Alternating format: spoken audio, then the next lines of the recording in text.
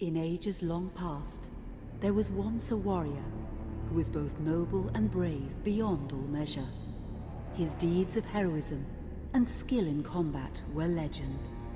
His name was whispered within the hallowed halls of men for countless generations. Yet now his name is lost.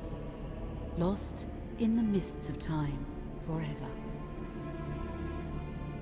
It is said that destiny delights in the misfortunes of men, and so it proved true for Gabriel Belmont. For even after defeating the Lords of Shadow and ending their reign of terror, his soul was consumed by the very darkness that he sought to destroy, as that ancient prophecy foretold.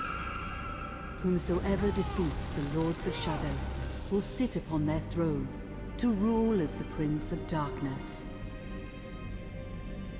But before fate had played its hand, and unknown to Gabriel, his beloved wife Marie conceived a son by him. The Brotherhood of Light warned her of that ancient prophecy and the terrible fate which lay before her husband. So, with heavy heart, she concealed her pregnancy. For it is written that only the blood of that lineage has the power to defeat the Prince of Darkness. Thus, when newly born, the child Trevor was hidden from his father and raised a holy warrior of the Brotherhood in secret, so that one day he would be ready to stand against his own blood, as foretold. That day would come, some 25 years later, for what had once been Gabriel Belmont was now a powerful vampire known as Dracula, the Dragon. The Brotherhood of Light fought against the onslaught of his dark armies, which laid waste to towns and villages across the land, but to little avail. Trevor was now fully grown to manhood, and the truth of his origin and destiny of the Belmont clan was finally revealed to him.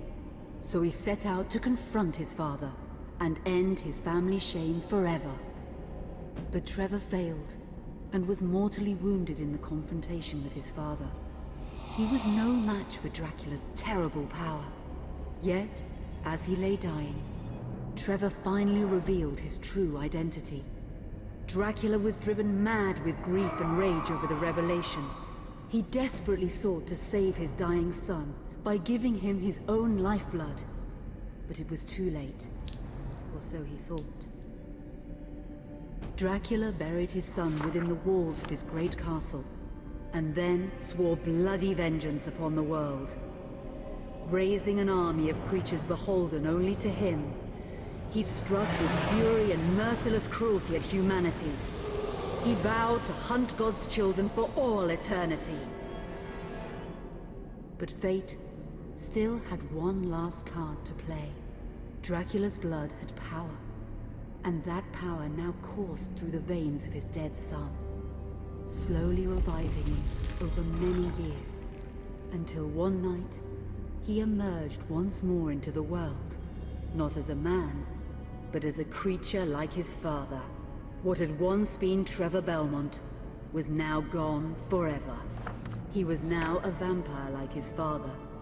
Though he swore that he would not be like him, he would take the name Alucard.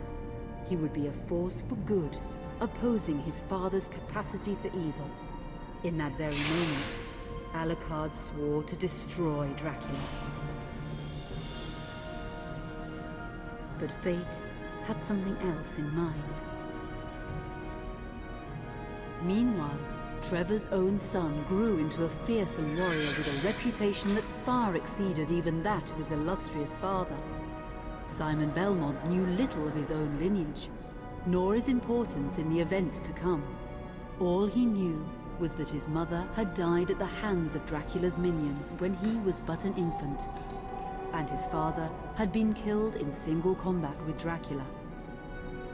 Found and raised by the people of White Mountains, Simon had but one purpose in life: to destroy Dracula for the murder of his parents.